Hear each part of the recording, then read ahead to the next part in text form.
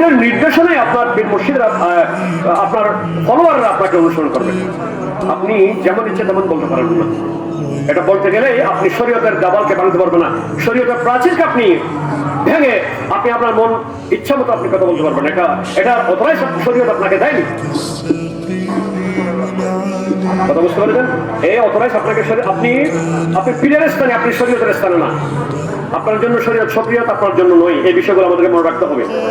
এই জন্য হুজুর গৌসবাক, আমরা সবাই হুজুর গৌসবাক আব্দুল কাদের জিলানী রাদিয়াল্লাহু তাআলা বৃহত্তর সর্ববৃহৎ কাদিরিয়া তরিকার অনুসারী। আমরা হুজুর গৌসবাক আব্দুল কাদের জিলানী কাদিরিয়া তরিকার অনুসারী, ঠিক কিনা? কোন সন্দেহ আছে? যে তরিকা বিশ্বব্যাপী, যে তরিকা বিশ্বব্যাপী, অনেক তরিকা আছে অঞ্চল ভিত্তিক, স্থান ভিত্তিক, বাংলাদেশ, পাকিস্তান, ভারত নয়।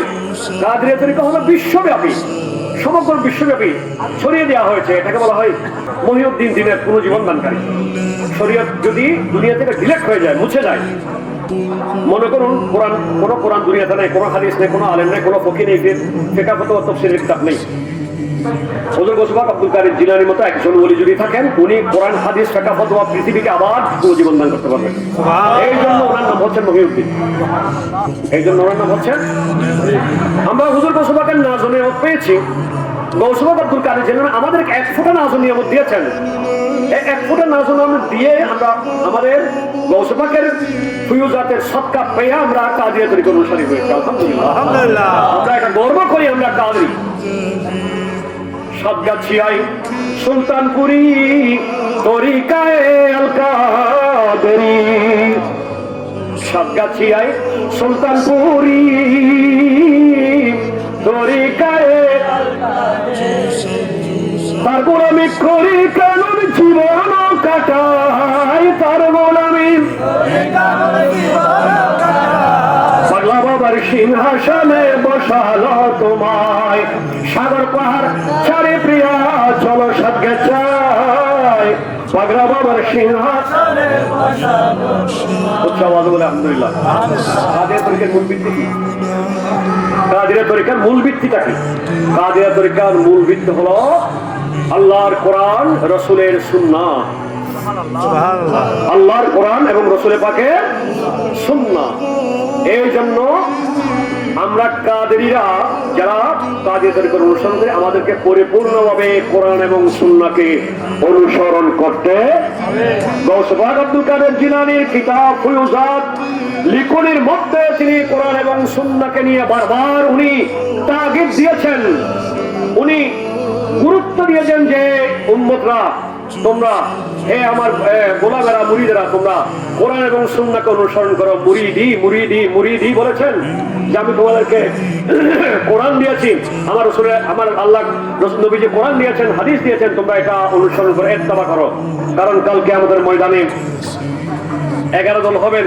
11 দলের মধ্যে একদল হবে মুরিদ পীরকে খুঁজবে, আর বাকি 10 দল যারা হবে তারা পীর মুরিদকে খুঁজবে। কারণ সেই দিন ওই পীর হবে কুকুর, ওই মুরিদগুলো হবে শিয়াল। মনে রাখতে হবে, আমি আব্দুল কাদের জিলানী মুরিদি, আমার যারা মুরিদ তাদের জন্য কোনো ভয়, ওয়াতানি ফাতানুল দুলমান আলী, আমার জন্য কোনো ভয় নাই। আপনি কাদরি দাবি করবেন, কিন্তু কাদরি দাবি করব আপনি শরীয়তের বিরুদ্ধে কথা বলবেন, গৌসবাক আব্দুল কাদের জিলানী আকায়েদের বিরুদ্ধে কথা বলবেন। হুজুর গৌসবাকের উনি মাযহাবে হাম্বলি, আকায়েদ আহলে সুন্নাহ। গৌসবাক মাযহাব হলো হাম্বলি আর আকায়েদ হলো আহলে সুন্নাহ, আর তরিকত হলো কাদরি। আমরা মাযহাব আবু হানিফার, ইমাম আযম আবু হানিফারটা অনুসরণ করলেও আমাদেরকে আকীদা এবং তাসাউফের ক্ষেত্রে পরিপূর্ণভাবে হুজুর গৌসবাক আব্দুল কাদের জিলানী যা বলেছেন তা আমাদেরকে পালন করতে হবে, যিনি যা নিষেধ করেছেন তা থেকে আমাদেরকে দূরে রাখতে হবে।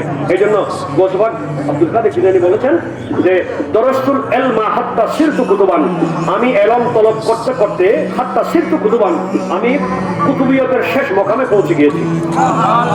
কুতুবিয়তের শেষ মকাম। এই জন্য গৌসবাকের লিখনি যখন আমরা দেখি, সেখানে দেখা যায় গৌসবাকের মতো সাহিত্য বিশ্বের মধ্যে আর কোথাও নেই।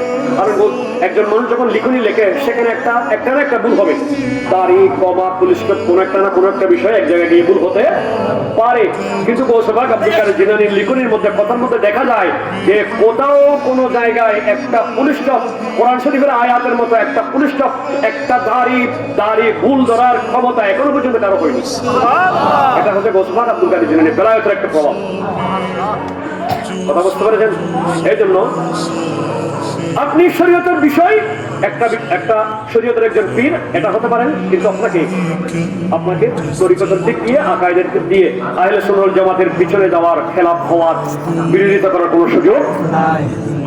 শেষ কথা হলো, আপনাকে কেউ জানি রাখুন, আপনাকে কেউ শরীয়তের যে প্রাচীর দেওয়া হয়েছে, এই প্রাচীরের যে সীমানা, সেই সীমানার উপর কথা বলার অথরাইজ আপনাকে কেউ দেয়নি।